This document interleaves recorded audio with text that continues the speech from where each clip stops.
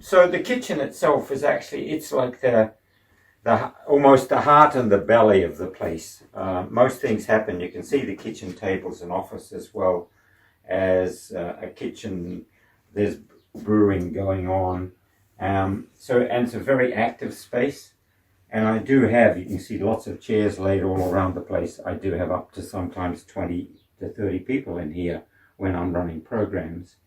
And we all have tea together. So it's the hub of the house. And the first thing that I do when I get up in the morning is I come over to this wonderful old stove and I light it up, because the stove actually heats the whole house, both space heating and domestic hot water. And most of the wood is local, and a lot of it I fell. And some of the wood is actually, I planted the trees 40, 50 years ago here. My lodger and I, we probably eat 80% of our food out of the garden, which we grow. And then the next thing will be to pick up the compost bucket, which is empty now, and out through the garden down to the chickens, where I'll put out the compost late enough so that all the predators, the birds and that, can clean it up before any rats come.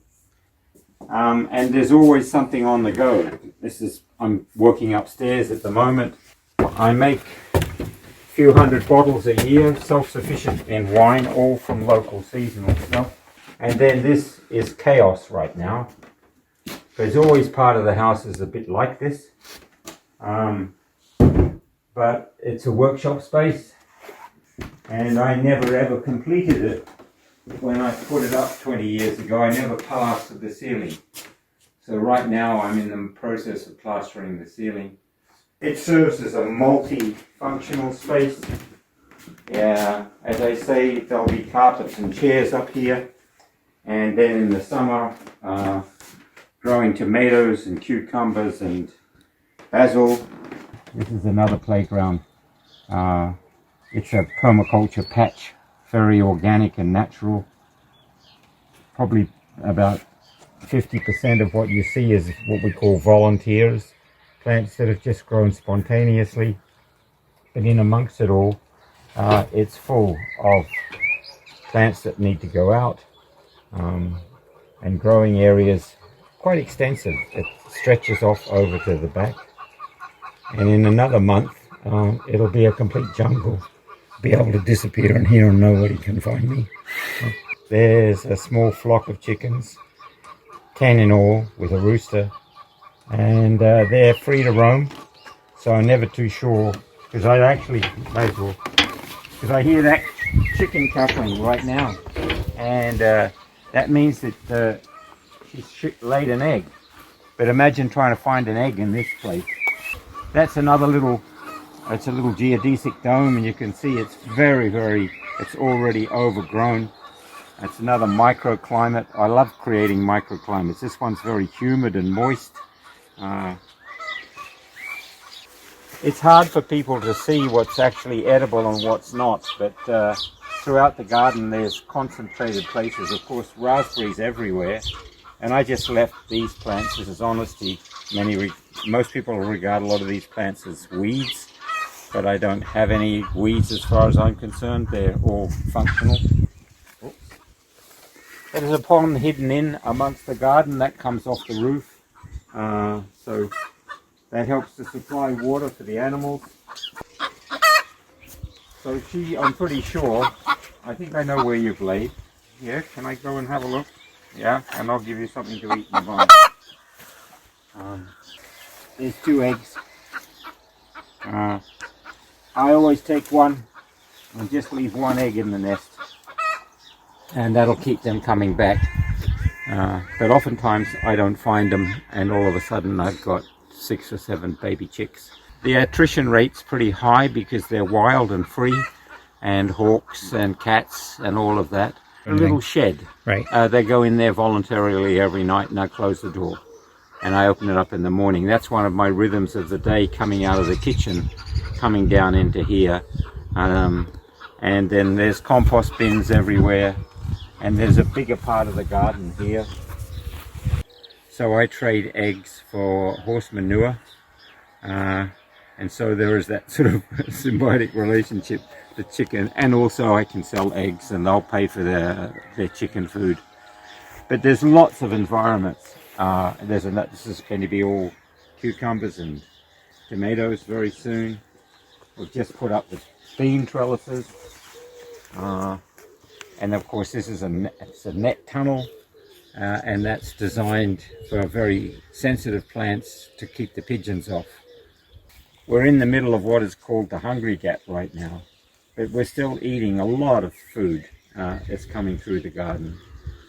I'm not a conventional gardener by any means, but I was born on a small farm and we grew a lot of our food, so it was just a natural thing to grow up, and Mum would say go out and get this or that, and I'd have to do that. So it's just sort of in my blood. Probably we grow, a lot of seed. We keep peas and beans and things like that. And then there's a lot of plants in the garden that are self-perpetuating. You never know when they're going to turn up. And so they sort of regenerate themselves. Things like Russian kale and of course then there's all these wild plants. This is sweet Sicily. And the other part is that all the abundance of it, every now and then I'll cut it back down and put it in the compost heap as part of the cycle. So try not to waste anything. It's very disordered and chaotic, which is part of what I like. Oh, and there's a compost loo where I use it as much as possible. I'm not fanatic, but it's a very simple little space, and all of that waste goes back into the long-term compost heaps.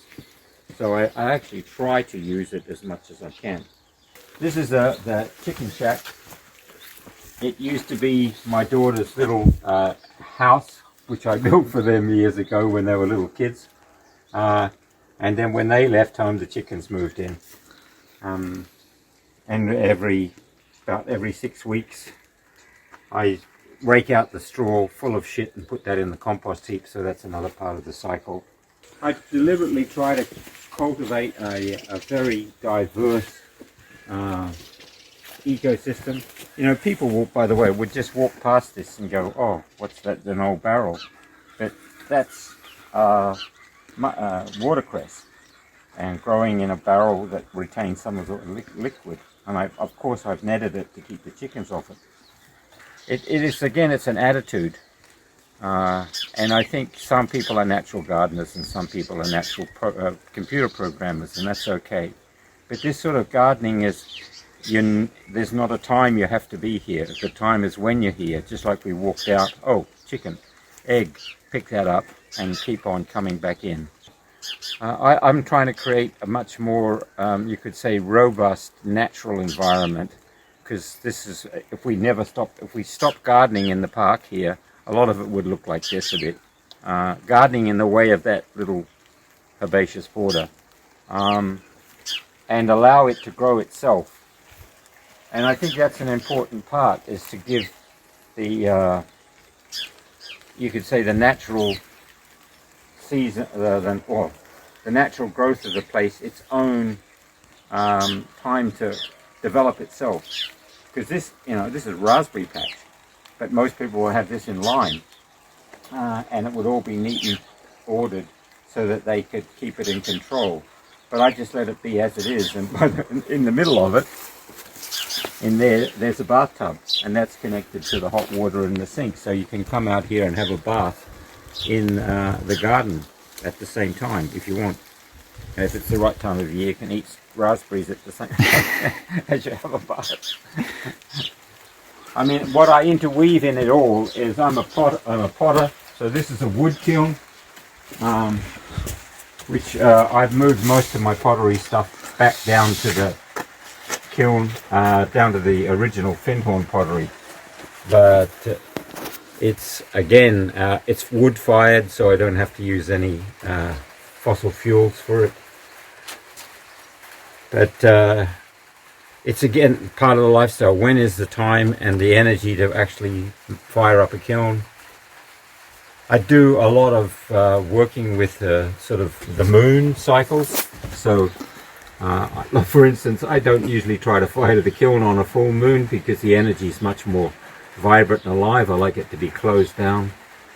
And then within the garden, there's a time when full moon is really good for when harvesting things, when the fruit is abundant, and new moon, when it's going down, you could say, is a very good time to plant and for roots. So you work with some of that cycle. And this is another little greenhouse attached to the house. I've just planted it up with tomatoes and cucumbers.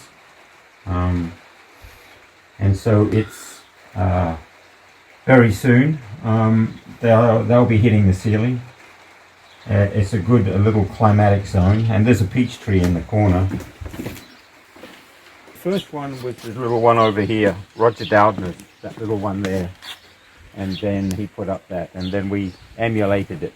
We bought, or Roger did, approximately 8 barrels. The original size were this size, with different roofs. Really, I'm the only one of the original barrel people who had a family here and raised their children, and that's why I've extended it and grown it over the years. 70-80% recycled materials, and it's all copper roofs, but that was 20 years ago when copper was cheap. I'm nearly 80 years old, and I know I'm not going to live forever, so I'm trying to sort of clean it all up and get it back into shape so whoever moves into it, it's not as chaotic as it is, because it is a very personalized house. What was instilled in me was this whole process of living a simple life collected to the earth, but now I realize it's not actually a simple life. It's a really complex one, but it's simple in the process that it's nurturing and calming. It feeds me, it keeps me warm, and I'm engaged in it. It has a sort of a holistic type of integrated approach to itself.